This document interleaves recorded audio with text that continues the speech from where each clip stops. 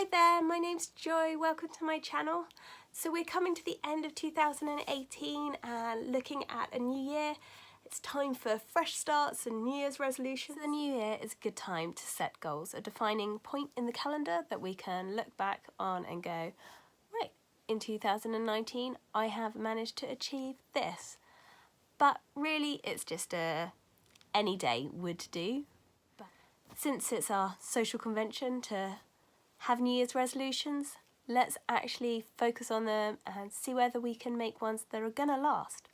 So my tips for making resolutions that are gonna last is, one, not to be goal driven.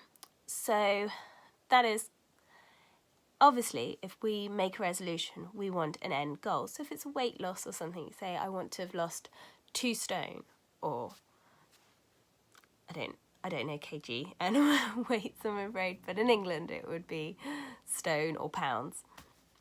And yeah, that's a great ambition, but that's a lot.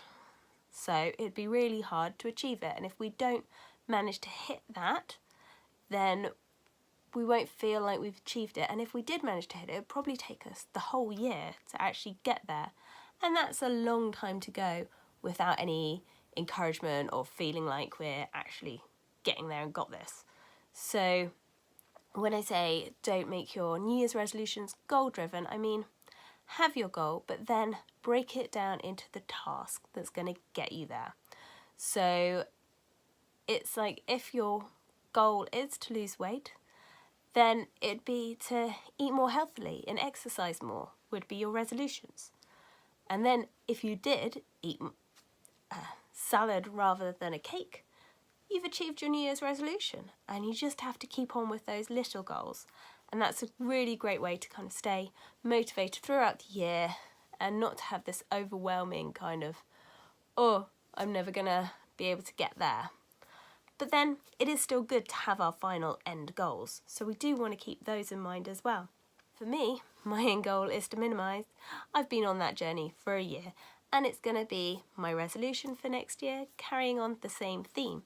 But I don't expect that by 2020 I'm miraculously going to be the perfect minimalist.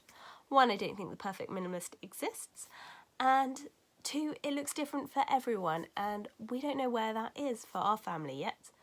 People say that when you're downsizing and minimising your things, there's a moment where it just clicks. We've not reached that moment yet, so I'm just going to keep going, keep decluttering, keep minimising until I reach that goal. But rather than having that as my resolution, because I don't think I'm going to achieve that in just a year, I'm actually building in little things that I can do over the year to help me get there. So for January, I'm going to be doing the minimalist game, which if you haven't heard of that, that's on the first day of the month, you get rid of 1 item. On the second day of the month, you get rid of 2 items. On the third day of the month, you get rid of 3, etc. And by the end of the month, you've got rid of 500 or so items, and your house will feel a lot lighter and better for it. I know, because I have done it. Well, this will be my 4th time of doing it. I did it once the regular way, and then I found it easier to reverse it. So on the first day I got rid of 30 items, on the second day I got rid of 29 items, and I did it backwards, so it just got easier as the month went on. And then I did it for Vlogmas, which was 2017, and that's in my playlist if you want to see that. But yeah, I'm going to do it again for January, start the house off with a fresh, clean slate. It also really helps if you know your why. So if your goal, like me, is to simplify and become more organised, then you've got to think, actually, why do I want this? If you take this time between now and the New Year's just to imagine the end result, imagine that your house is clean and clutter-free and organised, and really understand what that is going to mean to you. So for me, having a clean house means that I spend less time tidying it and putting all the stuff away. If we have less things, got less things to look after. And I can spend more time with my boys. I've got 2 little boys, a 4 and a 2-year-old. So now's the time in their life that I really want to be there and be engaged with them and like I said, be intentional in my time with them. But our whys are as important as our hows. And then lastly, the thing to do is not to beat ourselves up if we fail.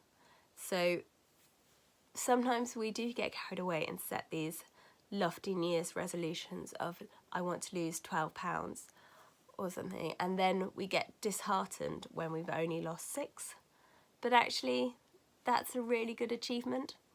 So it's not to kind of focus on that end goal too much, but to break it down into the smaller achievable bite-sized goals and actually celebrate our small wins, and not to get hung up if we fail. If you slip off the wagon and you eat that ginormous pizza and gain a few pounds, you know, that's okay. It's life. Let's just carry on, move on, and if you still want to go for your goal, carry on. Just because it's not January the 1st doesn't mean that we can't achieve them. So thanks so much for watching, and I hope you come along with me in the new year and see my journey into minimalism, starting with the minimalist game. So I will see you soon. Okay, thanks. Bye.